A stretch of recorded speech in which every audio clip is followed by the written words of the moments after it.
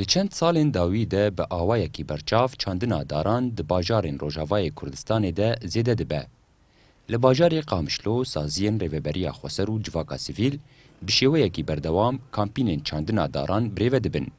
Lê li gorî hin pisporên çandiniyê, hin cûreyên daran hene jehrawî ne û bandorên xwe yê neyînî gelekî li ser tendurustiya zarokan heye. Endeziyarên pispor didin zanîn jî ku cûreya ezderext ya ku bi navê şemsiyê tên askirin, her wiha dara diflê bi piranî têne çandin û bi demê re dê bandoreke xirab li ser welatiyan bike.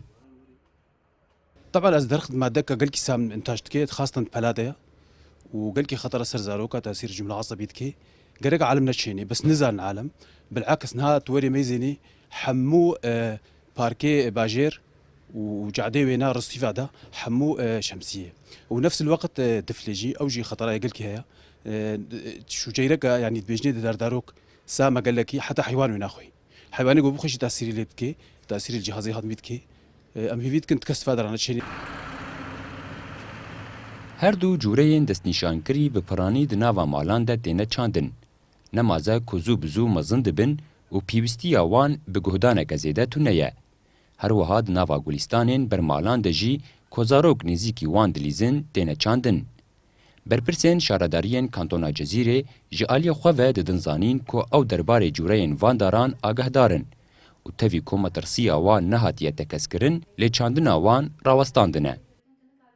ام سرفان دارالي كولين دكن ام يعني دوي خطط داتينين جو سالي ام نوعي داري بتشينن جرك جوي مديريا بيئه يعني دستيا شرداي اكولوجي دركبه ما ها انسان ما جبر جودار دانين يعني جهتا جو ما قاري بده حكم مقرا هر كسي جهتي رسمي جودار دانين هاتن جوي داري ازنگرتن او الزام دكرن مثلا جو في داري دانين ترجي في داري دانين نوع عندهن في داريتن شاندن وسهالترن وخوشكترن جي اموان دارا بتشينين Çandina daran di nava bajaran de gelek sûdên wê hene û di dema dawî de bi piranî xelk di nava malên xwe de jî diçînin. Lê tan wiha piraniya wan nizanin ku heye darên wan metirsiyan li ser tendurustiya wan peyda bike. Di salên dawî de çandina daran di nava kolanan de zêde dibe. Nemaze li pêşiya malan ku ji aliyê welatiyan ve têne çandin.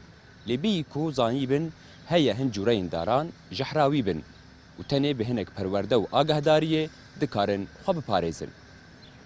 Ferhat Ehmê, Kurdistan 24 Qamişlo.